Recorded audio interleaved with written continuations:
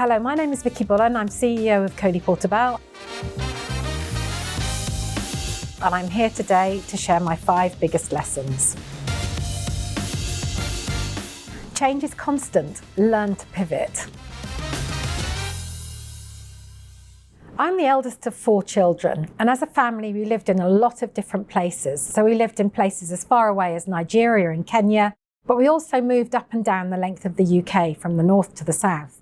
And having to change and adapt to those different environments, finding that I had to build and rebuild connections quickly, all of those things have really shaped who I am today as a person and as a CEO. And I'm really grateful for it, because actually we live in a world where change is constant. And as a leader, you can't be afraid to pivot, to change, to experiment, because you need to meet the challenges of those changes because they're happening so regularly.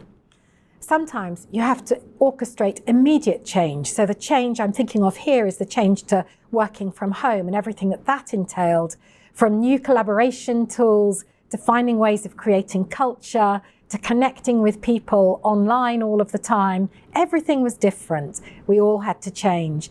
Sometimes change is longer term. So in my world of branding, we have to regularly reevaluate our offer, because the world that brands live has changed exponentially over the last few years, and it continues to change, which means that the branding approaches and the identity systems of the past are no longer fit for purpose. So as a result, we've had to develop new approaches to branding. We've had to design and codify brands in new ways. We've had to change our skill sets. We've had to iterate the business. We've had to learn to pivot in order to cope with those changes and stay relevant. Do what only I can do. One of the hardest things as a leader is not to be pulled into all the detail. If you're like me and quite good at operations, quite interested in the work, and perhaps a bit of a control freak, it's easy to get overwhelmed by just how much there is to do. But to be effective, you have to focus on what only you can do. And for me, that's about ensuring that there is real clarity around the vision for the business and the direction of travel, and then making sure that the team around me have real clarity on their roles in helping to deliver that. And I have to say, it's a job that's never done, because businesses always need to change and react to the changes around them. Lesson number 1. I spend a huge amount of my time on growth and proactive new business, networking and things like that, because I know that that's where I can add value. I learned a few years ago that what is really key is to always try to look outwards, not to spend all of my time with my team and on our work and on internal operations, albeit that is real comfort zone. To be effective as a leader, you have to focus outwards as well, on clients, on prospects, on networking, on wider group colleagues, what's happening in the world, what's happening in the market. And when I first learned this, I had to make myself literally, with a list, do one outward-facing thing a day. And I did that until it became a habit. Hire people who are better than me. I have learned that hiring great talent, so people with deep talents and skills that I don't possess, people who are different to me and that bring a difficult point of view, has been critical to our success. I turned down the Coley Porter Bell role of CEO twice before I accepted the job. And both times, I really just felt that I didn't know enough. I felt as if I needed to know absolutely everything before I took on the role. And when eventually I said yes, it was because I recognized that actually being a leader isn't all about me. I realized that I needed to hire people who are experts in their roles. I needed to empower them, to promote them, to encourage them as the expert that I am not. And as CEO, my role was to pull the right people together around me and to give the right direction, and then to make sure that that team was working effectively. And in a similar vein, I really believe that my other lesson is that I have to take counsel on the big decisions.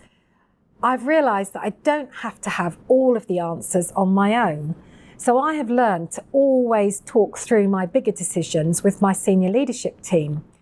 And that works in several different ways. Not only does it bring a diversity of thinking a diversity of insights and perspectives, things that I might not have thought of.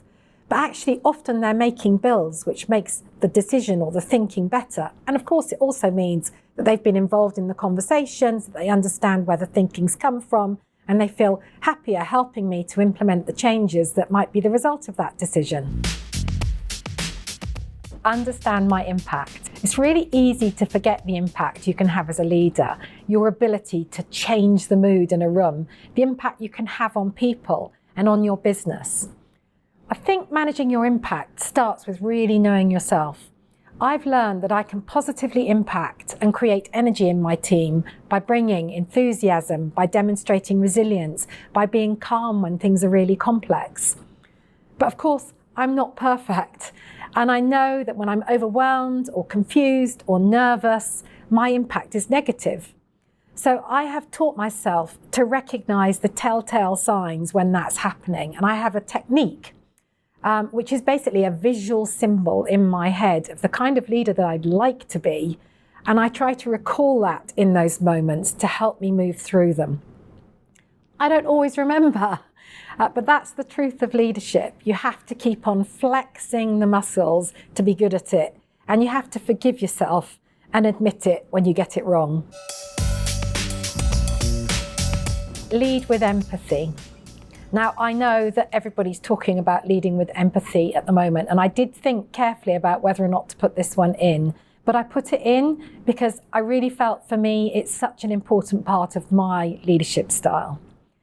For me, empathy is first and foremost about listening deeply and understanding not just what people think, but also what they feel. It's about putting yourself into other people's shoes and trying to see the world from their point of view. And of course, that requires being interested and curious about the people that you work with and understanding what makes each of them as individuals tick. Empathetic leadership, by definition, is a kind of leadership, but it's not soft and fluffy. And it makes really good business sense, because by really understanding where a person is coming from and why they're thinking and behaving as they are, you're more able to resolve, for example, any points of difference between you. You're more able to harness a person's strength and to use them to the advantage of the business. Leading with empathy is also about letting your co-workers know you. And I believe it's really important to share who you are as a person with your team. I've been very open with my senior team about in fact, with all of my team, about many stages in my life. So when I had children, a few years ago now, I still have children, but they're grown up. When I had young children, I made a point that if one of them called me, I would step out of a meeting and take that call, because I knew that they would only call me if it was something really important and really urgent. And I didn't mind my team knowing that actually that important, urgent call from my child was more important than anything else at that particular moment in time. More recently, I've been open with my senior team about the effect the menopause has had on me. I just felt it was important that the people that I work with most closely kind of understood the extra pressure that I was under with the fatigue and the mood swings and the temperature fluctuations and all of those things that menopause brought. And I did it also because the reality is that 50% of the population is going to go through this. And I wanted to set an example to the women that I work with, that it's okay to talk about these things. Being open about who you are and what's important to you makes it easy for your team to support you. And that in turn is really good for the business.